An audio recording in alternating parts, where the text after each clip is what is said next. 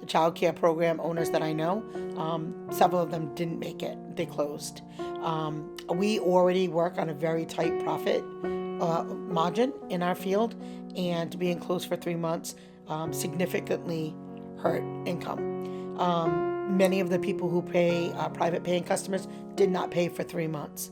However, the electric bills and all of the overhead still had to be paid. My name is Erica Sacosio. I am the owner and president of Family Tree School Age Enrichment Program. I have been in the child care field for 22 years. Of those 22 years, I've been an owner of my own facility for 13 years. I feel that child care is important all the time. As an educator, I'm very passionate about it. I feel that the relationships that children make with their teachers, with their peers, is crucial, especially during times of stress like we have right now with COVID. Putting academics aside, certainly academics are really important, but I feel like for this year more than ever, the social and emotional piece. Children really need stability and a sense of normalcy. And you see now with the media, you'll see, suicide rates have gone up, depression has gone up. And I feel like that's really where after school programs, distance learning, early education really comes into play, so children can still have those positive interactions with their peers. So although there was the COVID-19 shutdown, many business owners, we were not shut down. We were working our tails off trying to figure out how to restructure our businesses, where we were going to find funding, what was it going to even look like when we opened, how were we going to just make it all work. And then, of course, our own being human beings, afraid too. Like, what were we going to expose ourselves to? We shot videos for our families just about every week to give them an update of what childcare would look like when we reopened. We stayed in contact quite a bit, and families would keep asking us, when are you open? When are you open? And we really couldn't tell the answer. We didn't even know we were being shut down until we saw it on the news. So as COVID started to roll out and the guidelines became more and more formalized, then we got more information. It was in a timely manner. But again, it's hard to prepare for something that's never happened before. I definitely feel it's crucial to have child care available during this time because the children need the social interaction. My son being home for 3-4 months, he missed out on his friends, having the availability to the teachers here working with the children, more than just a mom and a son relationship working for school. It was important to have him know that teacher-child relationship with learning to grow developmentally. We had to make several changes like most businesses. We had to pivot and reconstruct the services that we offered. Some of the things we did was we expanded our distance learning program. We consolidated some of our infant toddler classrooms to make space for the school-age children. We had to do that because infants and toddlers were not coming back as quickly as some of the other ages. And we had an overabundance of school-age families because schools in our city did not reopen right away. We had to change regulations. We had to contact our DCYF worker. Certainly we had to change furniture out because infant toddler classroom furniture would not be conducive for school-age children. We had to upgrade our internet service. That was interesting. That was certainly a big challenge as 77 students came in and all logged into their Chromebooks at once. Our computer system, our internet service crashed multiple times. So we had to contact Verizon and have our whole system redone so it could hold 77 devices. But we wouldn't have known that before. We've never tried to have that many devices under one roof. So that was a challenge. So as a parent, the difficulties were making sure my children were doing their schoolwork for their teachers and trying to communicate with their teachers what needed to be done, their expectation. In a classroom, it's a little different than at home. With working in childcare, I was shut down, so I had the availability that I didn't have to go in as an emergency responder, so I was home, so I didn't still need the childcare.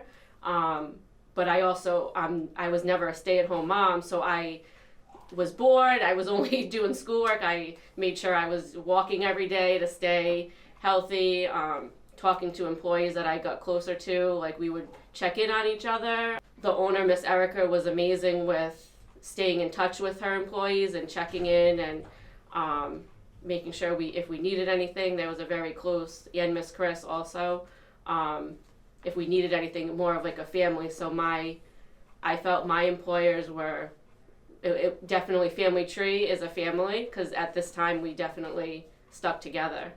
Some of the benefits was the importance of childcare. I think it was maybe an industry that might have been overlooked and sometimes taken for granted.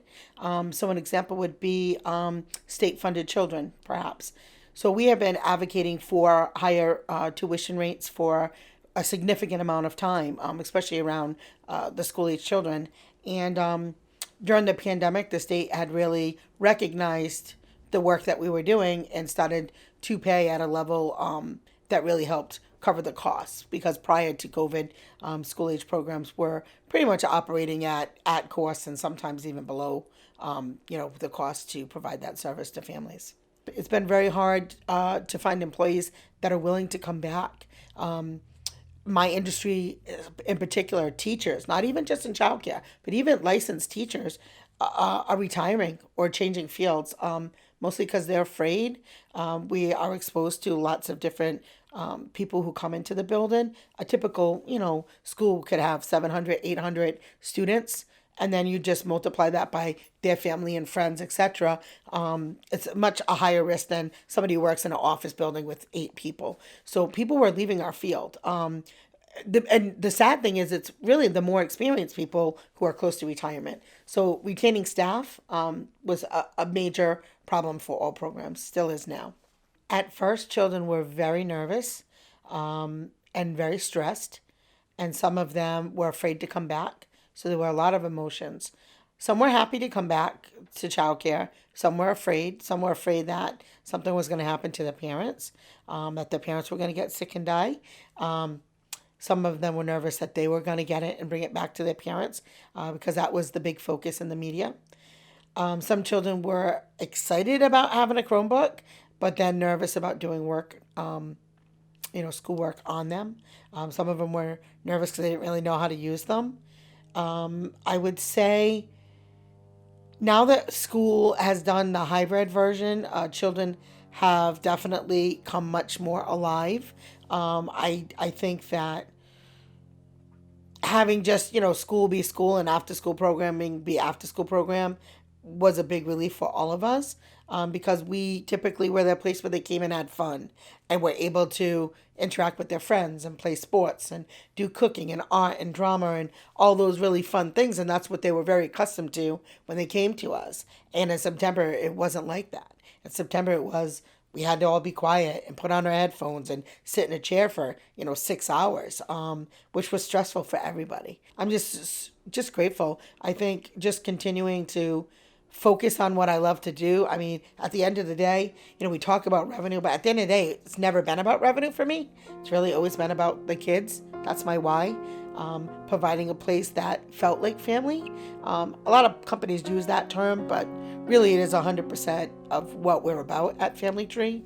My students have been with me for years, years and years. I mean, some of the children in my school age program I had as babies.